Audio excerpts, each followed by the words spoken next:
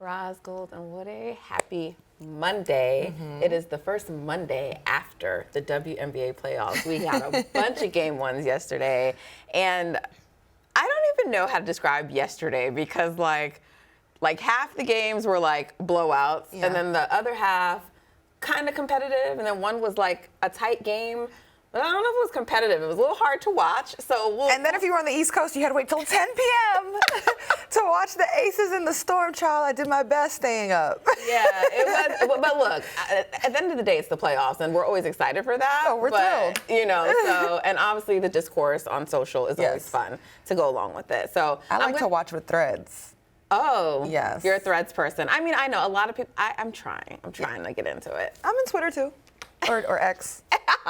I think we all still call it Twitter. So I'm going to start with the game that, you had a little struggle to stay up late for. well, hold on. But now that you're on the East Coast, that's an issue for you? You're already back on East Coast time, so the West Coast isn't working for you? My body has transformed into that. Okay. But no, I mean, I was up through it, but I'm like, 10 is late for me these days. But I could stay up for an MVP favorite, or A'ja Wilson, and what's going on with the Aces in a 17-game winning streak. Man, listen. Well, A'ja after the game said that win streak's behind them. It's a new season, and I get why she's saying that. But you're right. It is 17 games, Roz. They've now won 17 games, 16 to end the regular season, and now they're 17th with game one. And it was a blowout. They handled the Seattle Storm pretty easily. At least that's the way they made it look. It was not close.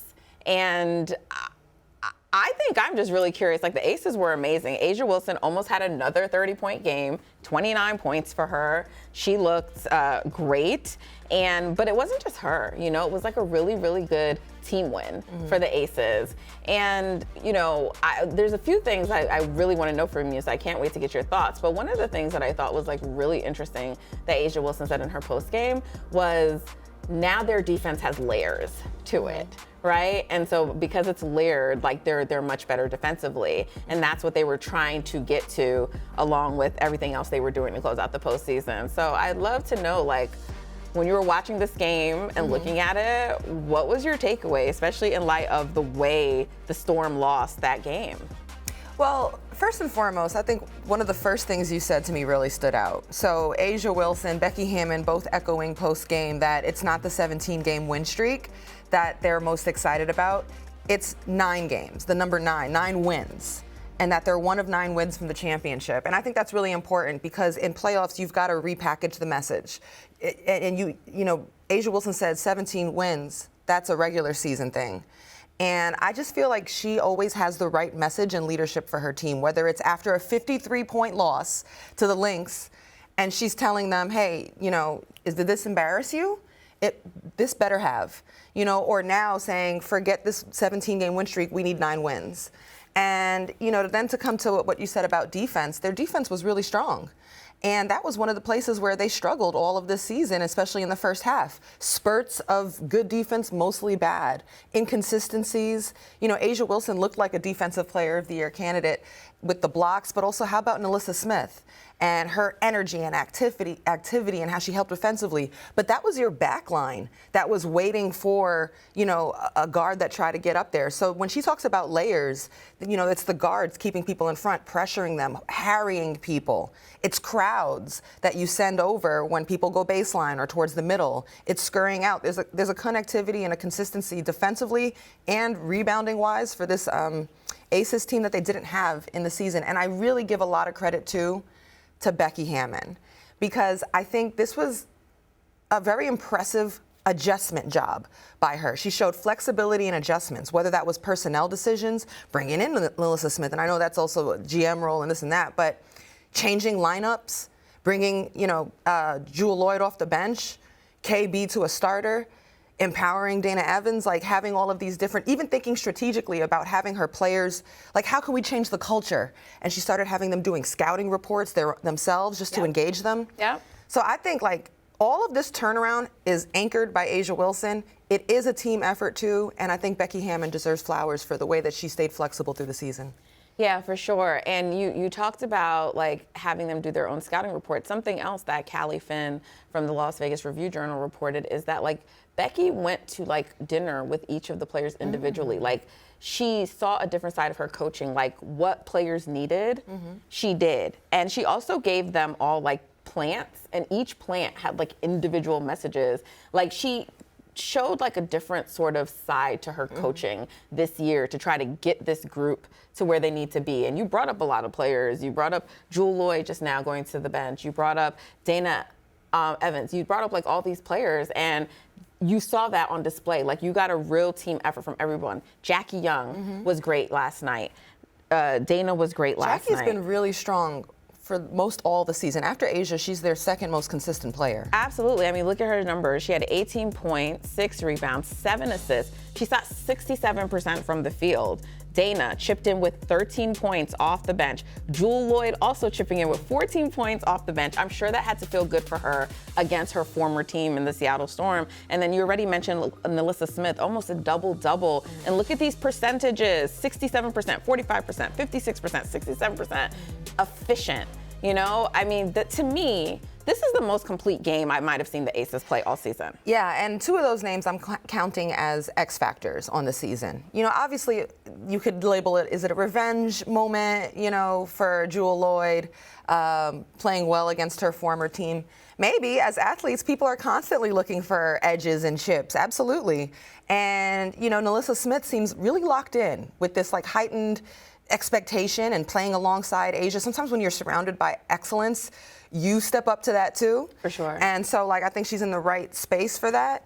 I'm looking at both of them as X factors. The energy that, you know, Nalissa brings, you know, the shot blocking, the just tenacity, her efficiency was huge. And then for Jewel Lloyd, I'm not even just looking at it against the Storm. How much, like, Jewel Lloyd has been a 20-plus point scorer in this league. For sure. What can she tap into in this playoff run as the Aces continue to try to win and grow and improve and keep going? We haven't even seen all that, you know, Jewel Lloyd can do, and I think she's feeling comfortable and confident in her role. And like, as that continues, perhaps she has some really breakout games that could really, you need somebody to help like propel you over a tough opponent that is a true team, like a Lynx or, you know, things like that. Agreed. Well, look, the Aces won by 25 points yesterday, but another team had a blowout yesterday, and that was the Minnesota Lynx. So the Aces were number 2 coming into these playoffs, but the Lynx were the number 1 seed, and they've been the number 1 team all season. And they, unfortunately for the Valkyries, did not take it lightly on them.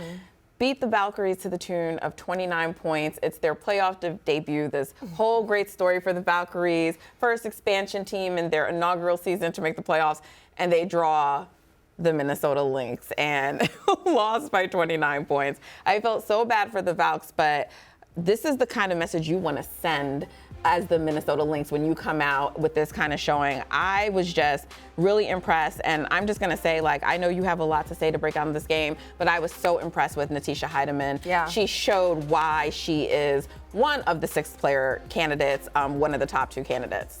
Absolutely. I mean, her confidence and decision-making was great. She pushes the pace. She can knock down a jumper. And never was like outside of the flow of the offense. She was part of a Lynx bench that outscored the Valkyries 42 to 17 bench points. And so you also got to shout out Jessica Shepard, who I thought helped set a nice tone for the Lynx. Around the rim, she's just really efficient. She had 12 points, 8 rebounds, 4 blocks on 4 for 7 shooting, 4 assists, 1 steal, 0 turnovers. She's plus 28 in the game. Only one person had a higher plus minus, and that was Natisha Heidemann with plus 30. So, you know, I think the Lynx are probably the most whole team in this playoffs. And it shows that. Like, yeah, Fee had 20.6 rebounds, 7 of 11 shooting. Great. Yeah. But you got 42 points off your bench. Your defense, right, after that hot first quarter from Golden State, came out, hit 5 of 8 threes. They outscored you. I think it was 28 to 21 in the first quarter. After that, Golden State never had a quarter of over 18 points. I know. Like the defense said, like they put, like, you know how you squash a mosquito that's been bugging you and biting you, and you just smash it like that? That's what the Lynx did to Golden State right there. And just, you know, I think turnovers really hurt Golden State too. And Burton had a hard time taking care of the ball. But I think there were a lot of people who were, in new situations with the, not new situations, but new roles in playoff situations. For sure. And look, Golden State is going to get a game back in the Bay. It's not at Chase Center. I know. But it'll still be loud and crunk. It won't be at Valhalla, but it's going to be in the Bay. Big arena that's comparable in size. The Bay shows up for the team, so I really don't love that it's not at Valhalla, but they're going to get a game in the Bay.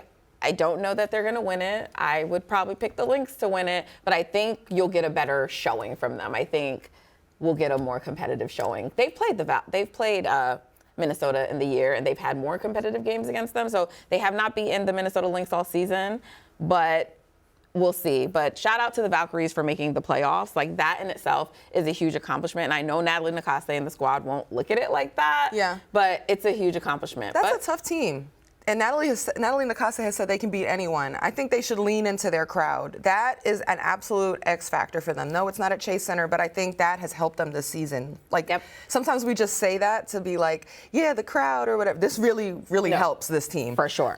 4 quarters, you are not going to beat the Lynx having one good quarter. They got to find a way. Yep. They got to take care of the ball.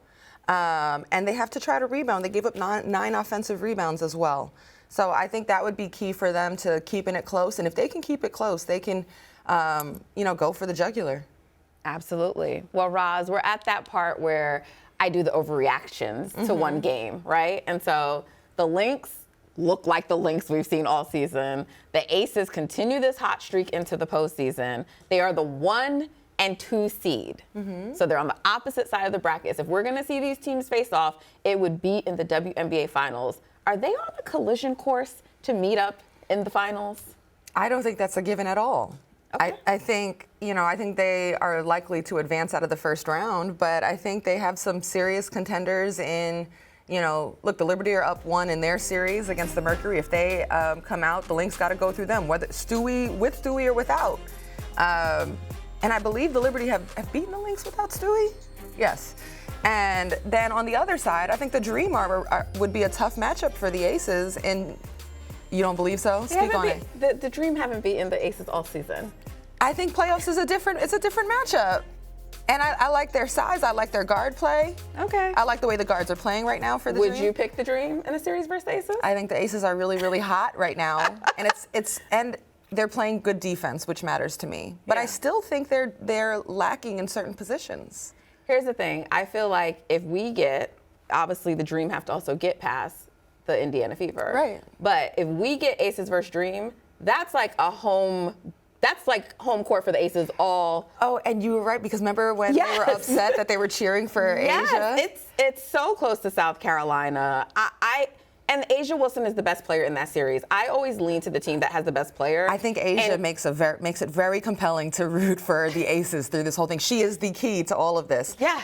But I do think I think the Aces' success is so, highly correlated to what Asia's doing on both ends and how she's anchoring them. While there are some other groups where it's more by committee, I sometimes think that can make other teams dangerous, We'll see. We'll see. I know you go hard for your Aces in Asia. Not my Aces. I'm just saying, I just don't. I think the Aces are a better team than the Dream. It's no disrespect to the Dream. I think what they've done this season is phenomenal. I just think the Aces are a better team, and I think the Lynx have been a better team than the Liberty all season. The Lynx have been the strongest team all season, but one thing I've been saying a lot to just friends in conversation is, I really don't know who's going to win the championship, and I think that's really exciting about these playoffs. Like the fact that I think any of those teams have an opportunity to do it in a 3-game set and then beyond. For sure. I don't know who's going to win, but I think we're going to have Lynx Aces. So I'm just going to say that now on the record. And if I'm wrong, y'all can come for me. But I think that's going to be, barring injuries. Barring injuries. What we find out about Stewie coming up will play a big role in that. For sure. Well, Roz, as always, I would still pick the Lynx. I'm just going to say that too. But Roz, thank you so much as always. I appreciate you. It's getting tense in here, y'all. Thank you for joining us on the WNBA on NBC, guys. Make sure you subscribe to our YouTube channel so you can get these fun conversations like you just did between me and Roz. It's playoffs, baby.